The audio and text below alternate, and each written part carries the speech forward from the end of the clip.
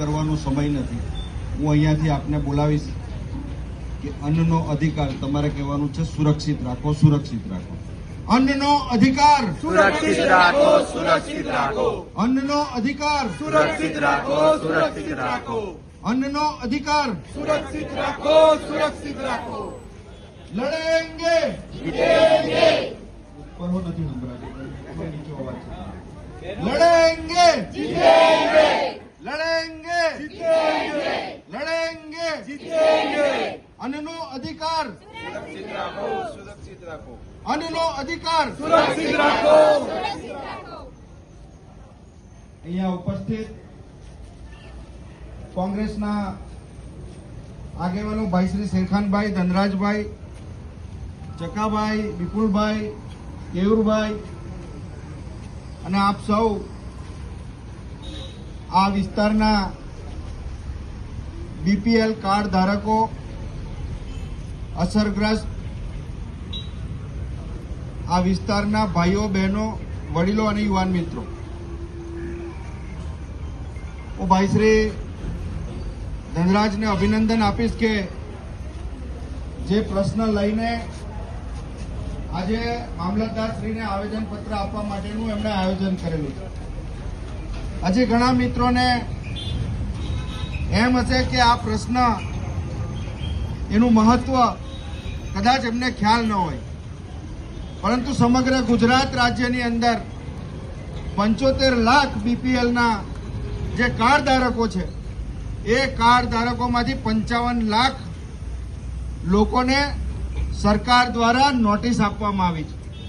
અને એ નોટિસ એટલા માટે આપવામાં આવી છે કે જે બીપીએલ કાર્ડ ધારકો છે એમને જે અનાજ મળે છે એ અનાજ મફત મળે છે, રાહત ભાવે મળે છે. અને આ જે કાયદો છે એ તત્કાલીન ડોક્ટર મનમોહનસિંહની જે કોંગ્રેસની સરકાર હતી 2013માં, અને એ કાયદો બનાવ્યો એ અન્નનો અધિકાર, રાઇટ ટુ ફૂડ, એ અધિકાર અંતર્ગત આપણને મફત અનાજ મળે છે. એનો શ્રેય કેટલાઓ વર્ષો સુધી નરેન્દ્ર મોદીની સરકારે લીધો, અને જ્યારે જ્યારે ચૂંટણીઓ આવે ત્યારે એ કાયદાને આધીન, કાયદા અંતર્ગત લોકોને મફત અનાજ આપવાનું કામ કર્યું, અને એના કારણે એમને મતો પણ આપણે આપ્યા. પરંતુ એ કાયદો ડોક્ટર મનમોહનસિંહની તત્કાલીન સરકારે આપણને આપેલો હતો. આજે જ્યારે લોકોને ભ્રમિત કરી લીધા, મતો ચૂંટવી લીધા, અને આજે એ 55 લાખ કાર્ડ ધારકોને નોટિસો આપવામાં આવી છે.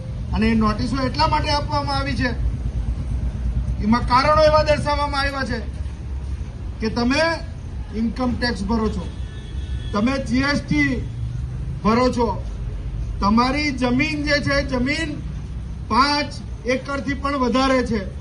ત્યારે હું અહીંયા જે ઉભેલા અસરગ્રસ્તો છે, જે પીડિતો છે, એમને પૂછવા માંગુ છું, અને આ મીડિયાના માધ્યમથી અહીં બતાવવા માંગુ છું કે આમાંથી કોણ જીએસટી ભરતું હોય, કોણ ઇન્કમ ટેક્સ ભરતું હોય. અહીંયા મજૂરી કરીને ખાનારો વર્ગ છે. ત્યારે જે પરિવારની 5 એકર જમીન હોય એવા લોકોને પણ નોટિસો આપવામાં આવી છે. પરંતુ સરકાર એ વાત ભૂલી છે કે 5 એકર જે જમીન ધારક છે એના વારસાઈ થઈ નથી. એની અંદર 10-10, 15-15 વારસદારોના નામ છે, અને કાયદાની જોગવાઈ પ્રમાણે એક સંયુક્ત પરિવારની અંદર રહેતા હોય એને આ નોટિસો મળવી નહીં જોઈએ. આપણે આ આદિવાસી વિસ્તારની અંદર રહીએ છીએ, અને પેશા એક્ટ હેઠળ આ વિસ્તારની અંદર કોઈ પણ બીપીએલ કાર્ડ ધારકનું નામ હટાવવું હોય તો આ અનુસૂચિ 5 નો તાલુકો છે, આદિવાસીનો વિસ્તાર છે, અને એના કારણે સર્વપ્રથમ એ બીપીએલ કાર્ડ ધારકને હટાવવો હોય તો ગ્રામ સભાની મંજૂરી જોઈએ. આ મનગળત રીતે રાજ્ય સરકારે નોટિસો ફટકારી દીધી છે, અને મામલતદારશ્રીએ પણ કોઈ પણ જાતનું માઇન્ડ એપ્લાય કર્યા વગર નોટિસો 14,000 જેટલા કાર્ડ ધારકોને માત્ર ઝઘડિયા તાલુકાની અંદર આપી દીધી છે. ત્યારે એનો વિરોધ કરવા માટે અહીંયા આપણે ઉપસ્થિત થયેલા છે. અને એટલા જ માટે હું જવાબદારીપૂર્વક કહું છું, અહીંયા કોંગ્રેસના તમામ આગેવાનો ઉપસ્થિત છે, કોઈ પણ બીપીએલ કાર્ડ ધારકે ચિંતા કરવાની જરૂર નથી. અને આ કચેરીની અંદર કોઈએ પણ એ નોટિસનો જવાબ પણ આપવાની જરૂર નથી. આ સરકારની તાકાત હોય તો એક પણ બીપીએલ કાર્ડ ધારકનું નામ રદ કરીને બતાવી જોઈએ. અહીંયા આ નોટિસનો જવાબ આપવા માટે લોકો દૂર દૂરથી 25-30 કિલોમીટરથી જંગલમાંથી આવી અને અહીંયા સવારે નીકળી અને સાંજે ઘરે પરત જવાબ આપવા માટે ફરે છે.